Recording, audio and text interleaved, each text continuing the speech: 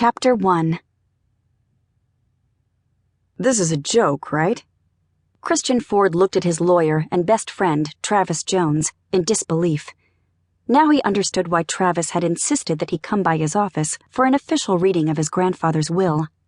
Are you seriously telling me that he changed his will less than a month before he died, and added this condition?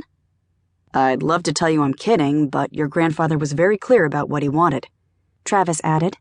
I tried to talk him out of it. Told him you haven't even seen her in years. But he was insistent. Said he ran into her at the market last month. She was home for a quick visit, and they got to chatting. Doesn't she live in New York City now? Christian hadn't seen or thought of Molly in years. She does. Works for one of those large hotel chains. Sounds like she's done pretty well, too. So this makes absolutely no sense, then. Her life isn't here. Christian glanced around the office, not really seeing the varnished dark wood bookcases, or the view out the window behind Travis, which overlooked Main Street in Beauville, Montana, a small town just outside Bozeman. Main Street served as the center of town, and most of its small shops and businesses were along this stretch. Your grandfather seemed to think she'd be better off here. It's absolutely ridiculous. She'll never agree to it. Why would she? Travis leaned back in his plush leather chair and picked up the will, shuffling the pages until he found the passage he was looking for. Well, you just have to stay married for 6 months. She'll be free to go after that if she wishes, and it might be worth her while. Have you called her yet? Christian was having a hard time wrapping his head around this. His grandfather had always marched to his own drum and had plenty of ideas about how Christian should do things, but he'd never meddled to this extreme before.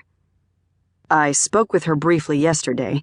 She's on her way here, meeting us in an hour at Delancey's. We're not meeting here? In the office? Delancey's was the best restaurant in the area. Given the situation, I thought the least we could do is buy her dinner. Molly Bishop was tired and annoyed, though admittedly curious. It had already been a long day. She'd juggled her schedule a bit, going into work earlier so she could duck out and catch a 4:00 flight. She made it, just barely. And it was an hour into the flight before she felt herself finally starting to relax. With the 2-hour time difference between New York and Montana, she'd just about made it to dinner by 7. She'd also arranged for someone to fill in for her tomorrow, and truth be told, she could use this short break.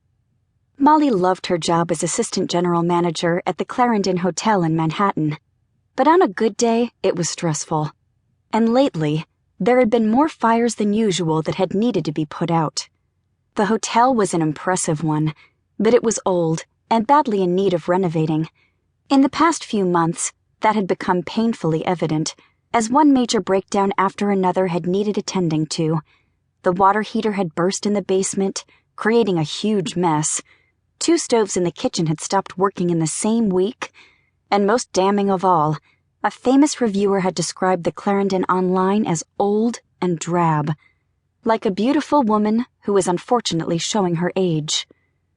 Molly thrived on the pace and excitement of running a top hotel in New York City. The energy there was like nowhere else. Things were always happening, and she was right in the middle of it, making sure that everyone who stayed at the Clarendon was well taken care of. That was noted in the same critical review. Though the hotel is desperately in need of a facelift, their standard of service remains as excellent as ever. Molly put a copy of the review in her scrapbook and had high hopes for her own career review next week. She was overdue for a promotion to general manager, the dream job she had been working toward for years, and it felt like it was finally about to happen.